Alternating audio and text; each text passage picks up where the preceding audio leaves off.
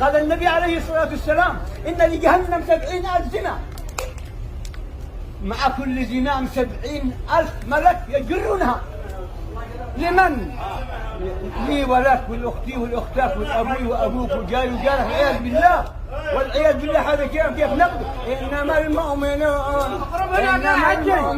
الذين إذا ذكر الله إنما المؤمنون الذين إذا ذكر الله وجلت قلوبهم وإذا تليت عليهم آياته زادتهم إيمانا وعلى ربهم يتوكلون. الذين آمنوا وتطمئن قلوبهم بذكر الله، ألا بذكر الله تطمئن القلوب.